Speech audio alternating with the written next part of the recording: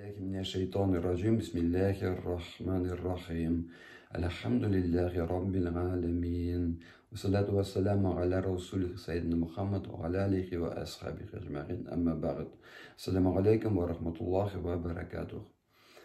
Менә инде безнең көтеп алган Рамадан аеның 3нче көне тәмамланып килә. Алар көннәрнән тиз үтеп китәчәкләр. Аларыбыз кадерен белергә тиеш һәм һәр мизгелен кулланып калырга безгә кирәк. Ләкин безнең шундый башта уй килергә мөмкин, бер-ике әзгенә без ураза тоттык, әзгенә изгамәлләр кылдык. Без көтә башларга мөмкин, Аллаһ Тәала кайчан безгә җавап бирер инде дип безнең тоткан уразаларга. Ул турыда Коръән Кәримдә Бакара сурасының 214нче аятында әйтелә. Игътибар белән сатыңлагыз һәм үзегез ачып укыгыз. Бу көннәрдә Коръән уку бик саваплы гамәлләрнең берсе. Аның аҗыры бу айда тагын да арта. Аллаһ Тәала әйтә бу аятта: "Әллә сез үзегездән алдагыларга килгән авырлыклар килгәнче җәннәткә керербез дип уйлыйсызмы?" дип мөрәҗәгать итә кешеләргә. Аларга бездән алдагыларга килгән кавымнарга мохтаҗлык һәм кайгы-хәсрәтләр килде.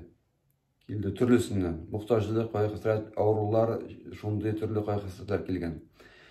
Һәм алар дуга урышны сораганнар Аллаһ Тәаләдән. Кайчан инде Аллаһның ярдәме килер? Кайчан килер Аллаһның ярдәме сораганнар? Аллаһ Тәала җавап бирә. Чынлыкта Аллаһның ярдәме бик якын. Бик якын дип җавап бирә Коръәндә. Ул якын, ләкин аңа без ирешергә тиеш. Үзебезнең гамәлләребезне кылып, тырышлык кылып, монда уйларга ярамый, иман китердем һәм китте тормыш җиңелгә дип инде. Алай булса, намаз укырлары бөтен кешедә, мәчеткә керергә урын калмасы. Алайда әгәр дә гарантированно бер генә чак иманга килде кеше, намаз укый, тота, ураза башлады, аның тормышы китә җайланып. Тормышта кыенлыклар булырга мөмкин. Коръәндә килә, кыенлыклардан соң җиңеллекләр килер дип. Кыенлыкның бит азагы, кыенлык ул җиңеллекнең башы. Һәм һәр вакытта әгәр дә генә һәр вакытны яхшылык булса, кеше аның кадерен дә белмәс. Шуңа тормыш шундый рәвештә Аллаһ Тәала тарафыннан корылган, башта кыенлыклар булган, кыенлык артыннан әлбәттә Аллаһ Тәала сабырлык кылучыларга җиңеллеген бирәчәк. Менә бүген әйтәсе килә, бу безгә ураза тоту, без ислам дәүләтендә яшәмибез. Безнең тирә-ягыбыз ул Мәдинә шәһәренә туры килми, исламның. Карасак ул Мәккә шәһәренә күбрәк туры килә. Безнең ураза тотулардан иман китереп, бүтән гамәлләр кылуыздан көлүчеләр дә әз түгел. Әйтүчеләр бар, дөрес тотмыйсың ураза. Нәрсә кирәк инде ул? Улай дөрес түгел, булай түгел. Көлү дә булырга мөмкин. Без кешеләрдән мактау үтәргә тиеш түгел. Монда Коръәндә Аллаһ Тәала аңлата 212нче аятында Бакара сурасының ышанмаучыларга кафирләр дип сөйләвендә ул бик катгый килеп чыга, шундый ышанмаучылар дип әйтү хәерлерәк. Чөнки бүген ул ышанмый, иртәгә ышанырга мөмкин. Аларга бик каты калганларга кирәк түгел. Ышанмаучыларга бу дөнья бизәкләнгән ди Аллаһ Тәала әйтә. Һәм шуңа алар иман китергәннәрдән көлерләр ди. Ләкин игътибар итәргә кирәк, Аллаһ Тәала безгә әйтми бу дөньяда әлбәттә сине күтәрәмен дип. Ләкин кыямәт көнендә әлбәттә иман китергән бәндәләр өстенлектә булачаклар дип. Кем алардан көлгән, алар түбәнчелектә булачаклар. Кем уңышка ирешәчәкләр, алар иман китергән бәндәләр бу дөньяда. Чөнки бу дөньяда иман китерү кыен, тамыр табайдан көлүчеләр дә күп, ни өчен кирәк дип сораучылар да күп. Безнең тирә-ягыбызда иман китермәгәннәр, иман китерүче гамәлләр кыла торган гамәлләрне кылмаучыларда безнең арабызда әз түгел. Шуңа безнең хәзер булырга тиеш. Бу дөньяда безгә Аллаһ Тәала җиңеллек алай бирергә мөмкин, бирмәскә мөмкин. Ләкин төп Аллаһ Тәаланың бүләге ул инде җәннәт. Аллаһ Тәаланың бүләге җәннәт. Без аны шуңа өмет итеп, бу дөньяда гамәлләр кылырга тиеш. Аллаһ Тәаланың иман китергән кешеләр кыла торган гамәлләрне.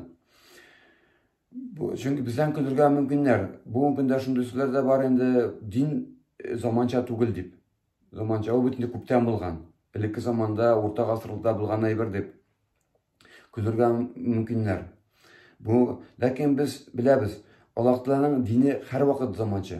Һәм бүгенге көндә без күрәбез, менә бу Аллаһ Тәала һәр вакыт сыннар җибәреп тора, кеше шуны аңласын өчен. Аллаһтан диннән кала, бүтән дин юк, күпме генә уйлап чыгарга тырышсалар да, бүтән чыгу юлы юк кыенлыклардан.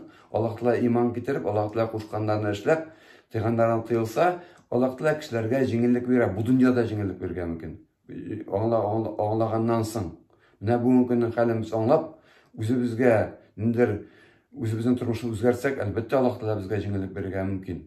Һәм без күрәбез, Аллаһтан динне Аллаһ Тәгаләдән кала, беркем дә ярдәм итә алмый бүгенге көндә. Тагын шундый бар бездә көлү дә, тикшерү бар, шундый әзер булырга кирәк. Һәр вакыт бу дөньяда әгәр дә җиңел булса, ул сынауда булмасы. Мин үзем тормышымнан шундый хәлләр китергә була, сезнекендә дә бар дип, шуңа уртаклашасым килә. Ул проблеманы бергә шулай обсуждать итсәк, ул җиңелрәк кабул ителә. Шундый бар кешеләр, кайсы бар белемле, дин турында белүчеләр бар шундый. Күп беләләр, ләкин үзләре дин тотмыйлар. Һәм алар тикшерергә яраталар дин тоткан кешеләр. Син шулай дөрес намаз укый аласыңмы? Һәм бу көндә сорарга мөмкиннәр, розаны син шулай тотасыңмы? Миннән сорыйлар, менә син шулай тотасыңмы розаны? Минем әбием шулай итеп тотыр. Син бит дөрес тотмыйсың розаңны. Дип инде шулай кешенең кәефен төшерергә мөмкиннәр, һәм кеше шиккә кереп китеп, дөрес тотмый микән дип ташырга мөмкин бу эшне. Бу шайтанның бер юлы шундый. Шикләндерү, дөрес тотасың микән розаңны? Розаны Аллаһ Тәгалә Коръән Кәримнең китабында әйтелгән, гади рәвештә иртәнге таң вакытыннан кичке кояшка баеган кадәр ашау ичүдән һәм якынлык кылудан тыелу. Һәм хәйсәрдә килә бу юксылыклар. Бик гади бит инде. Калганын аның инде кирәк түгел. Артык каты керергә, әгәр дә сезгә шик салалар икән, шик ул ширкка алып барырга мөмкин. Безнең Пәйгамбәр саллаллаһу алейһи ва сәлләм буенча. Шуңа шикләнмәскә кирәк, тотуы хәерле булсын. Ышанып, ихласлык белән, Аллаһтан ризалык өчен, әгәр дә кеше тота икән, әлбәттә Аллаһ Тәгаләне кабул кылыр дип без ышанырга тиеш. Без бит Аллаһтан тотмыйбыз кешеләргә ошар өчен, уразан тотмыйбыз кешеләр безне мактасын өчен, кешеләр бездән көлмәсен, кешеләр көлергә мөмкин, кешеләр безгә әйтергә мөмкин дөрес түгел дип. Ләкин без тотабыз фәкать Аллаһтан ризалык өчен. Безнең күңелдә шул булырга тиеш. Тотабыз икән, ышанырга тиеш, Аллаһ Тәгалә безнең белән разы булыр дип. Һәм иртән без ният кылабыз, Аллаһ Тәгалә синең ризалыгың өчен генә иртәнге таң вакытыннан кичке кояш баеган кадәр Рамадан ае уразасын тотарга ният кылдым. Аллаһтан ризалык өчен тотабыз. Һәм кич белән сорарга безгә кирәк, кабул кыл тоткан уразаларыбызны. Без шулай кыямәт көндә алай әйтә алмыйбыз. Менә мин тоттым, мин кергә тиеш, әлбәттә җәннәткә дип инде. Аллаһтан рәхмәте белән генә без кергә мөмкин. Шуңа без сорарга тиеш, кабул кыл тоткан уразаларыбызны. Анда әлбәттә кимчелекләрне кичер дип сорарга, тоткан уразаларыбызны кабул кыл дип. Шуннан соң без күңелебезне тынырга мөмкин. Һәм менә бу айда без уразада торырга тиеш, һәм калган гамәлләрдә, гыйбадәтләрдә кылырга тиеш. Чөнки бу Аллаһтан бүләге, бу шундый ай, мөмкинчелекләр айы. Менә без кем санаторийларда булганы бар, күргәнегез бардыр. Кеше анда беренче көнне аңарга санаторный курортный карта бирәләр, һәм анда языла нинди комитетларга йөрергә, һәм кеше шул 2 атна эчендә санаторий булган арада көне-төн чаба, бер комитетны калдырмаска. Ул үзенә аласы килә, максималь файда аласы килә шул 2 атна санаторийда булганда, һәр җиргә барып часы килә аның. Әле тагын язганнары гына аңа җитми. 1-2 көннән соң врачка бар әйтә, тагын миңа, тагын кая барырга була, тагын нәрсә эшләргә була. Шул санаторийдан ул алып кайтасы килә бүтән булган мөмкинчелекләрне. Менә Рамадан ае ул менә безнең өчен үзенә күрә шундый мөмкинчелек, һәм без алырга тиеш бу айдан тагын да күбрәк мөмкинчелек. Ураза тотарга, Коръән укырга, нәфил намазлар укырга, һәм тагын бүтәсе килә. Бу айда садакалар бирү дә бик хәерле. Бу айда эшләгән гамәлләрнең әҗерен Аллаһ Тәгалә әлбәттә арттыра. Садака турында Коръәндә бик күп килә. Бу аның мөһимлеген күрсәтә. Аллаһ Тәгаләне бәйнә аңлата. Садака ничек бирергә, ничек бирмәскә. Һәм инде бу мисал итеп килә, каян килә 7 тапкыр дигән. Ул Коръәндә килә, каян килә. Ул Бакара сүрәсенең 261 аятында Аллаһ Тәгалә шундый мисал китерә. Әгәр дә ниндидер әйбәт җиргә бер урлык салсаң, һәм ул җир әйбәт булса, аңардан 7 башак үсеп чыгыр ди Аллаһ Тәгалә. Һәм шул 7 башакның һәрберсендә йөзәр тагын бер яңа орлык барга килер ди. Сынап карасаң, 100 тапкырлы беләбез. Әлхәмдүлиллаһ, килеп чыга 700 тапкыр. Без инде Аллаһ Тәгалә ризалыгы өчен эшләсәк, нинди садака бирсәк, гамәл итсәк, Аллаһ Тәгалә аны 700 тапкыр арттыру дигән бу мисал аңлата. 700 тапкыр, һәм Аллаһ Тәгалә хисапсыз арттырырга мөмкин кемгә тели. Бу инде кимди шулай үзе 700, мисал китерә, һәм тагын да арттырырга мөмкин күбрәк. Шуңа бу айда без тырышырга тиеш. Закатлар турында аерым минем булачак инде аерым бер дәрес, садака турында кыскача гына бүген әйтеп киләсе, аның дәрәҗәсе турында. Садака турында Коръәндә бик тапкыр килә, һәм аның күп тапкыр һәм анданың мәгънәсен аңлатасы килә. Аллаһ Тәала ризалыгы өчен бирергә тиеш. Һәм Аллаһ Тәала әйтә, аңлатасы килә кешеләргә, Аллаһ Тәала кирәк түгел. Аллаһ Тәала ганиюн, ул ганиюн. Ганиюн ул бай дигәнне аңлата. Аны байны аңларга кирәк. Аның икенче мәгънәсе мохтаҗ түгел. Аллаһ Тәала мохтаҗ түгел безнең садакаларыбызга. Biz үзебез biz садака биреп, Аллаһ Тәала ризалыгына яшәргә мөмкин һәм ул иң шундый ышанычлы юлларның берсе садака. Үзебез Аллаһ Тәала безгә малны бирә һәм шул малдан бер өлешен без садака рәвешендә таратсак, куллансак кешеләргә, Аллаһ Тәала безнең белән разый булыр дип без ышанырга тиеш. Монда Аллаһ Тәала тагын бер шарт итеп куя. Садака биргәндә садака алучы кешеләрне битәрләмәскә дигән. Аларны кыен хәлдә калдырмаска, менә мин сиңа бирдем дигән кебек, рия өчен эшләмәскә бу эшне. Ләкин кайчагында дус аңламыйлар, һәрвакыт яшереп кенә түгел. Аллаһ Тәала әйтә, яшерин һәм ачык рәвештә садака да яхшы, төнлә һәм көндез биргән садака да яхшы. Һәрбис кабулла, ләкин рия ул безнең күңелебез халаты. Аллаһ Тәала әйтә, сезнең күңелегездәге мин бирәм. Ни өчен биргәнлегегезне? Кешеләргә ашар өченме? Аллаһ Тәала ризалыгы өченме? Аллаһ Тәала бер өчен. Сез биргәндә кеше күрә икән, кире алырга дигән сүз, бер дә гына юк. Чын күңелдән ихласлык белән Аллаһ Тәала өчен бирә икән кеше садака, Аллаһ Тәаланы кабул итә дип без ышанырга тиеш. Һәм рия буенча мин бер генә мисал китерәсе килә, ул Хуҗа хәзрәтнең турында бер шундый хикәя бар.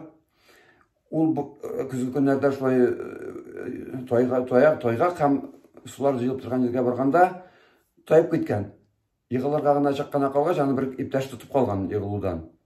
Һәм әйткән, менә син егыламасаң, суга гел юш булган беткәнеңсен дип, юштан беткәнең дип. Һәм кайда гына очраса да, уларга әйткән, хәтерлисеңме, те вакытта мин сине тотып калдым. Тотмаган булсам, син суда нәрсә эшләп пичран беткән булыр инде дип. Һәр мәҗлестә, һәр очраган саен шулай дип. Һәм Хуҗа хәзрәттән түзмәгән, бер шушындый юш яңгырлы көнне ул иптәшен кулына тотып киткән, бер шундый су җылып торган җиргә һәм әйткән, менә карап тор дип. Һәм аның каршында ауган, шул егылган специально шул суга аунаган һәм басып әйткән, менә күрдеңме ди, те вакытта син мине тотып калмаган булсаң, мин шундый юш хәлдә булыр идем дип. Менә хәзер бүтән сөйләп бирмәйм дип. Менә булды, синең инде эшең сөртелде дип әйткән. Һәм менә без рия өчен эшләсәк, Аллаһ Тәала безнең шундый биргән садакаларыбызның әҗер савабын сөртәчәк. Аңардан мисак булырга тиеш. Ләкин ачык рәвештә бер, яшерен рәвештә төнне дә көндез дә бирергә мөмкин. Безнең күңелебезнең халаты кешегә ризалык өчен булсынмы дип. Һәм тагын садака турында Аллаһ Тәала әйтә, безнең өчен бик шундый хас әйберне Аллаһ Тәала безнең белән нинди затлар икәнебезне һәм безгә алдан ук кисәтеп куя. Садака биргәндә шайтан сезне куркытыр ди.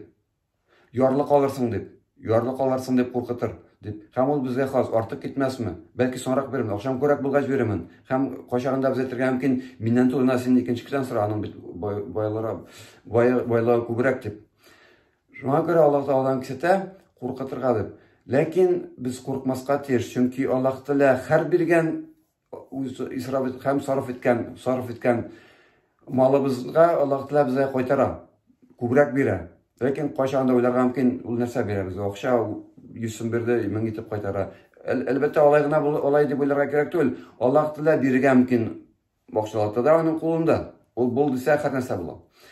Һәм тагын да Аллаһ Тәала кулында, аңарда иң кыйммәтле әйберләр бар. Аны бернинди акчага сатып алмый торган әйберләр бар.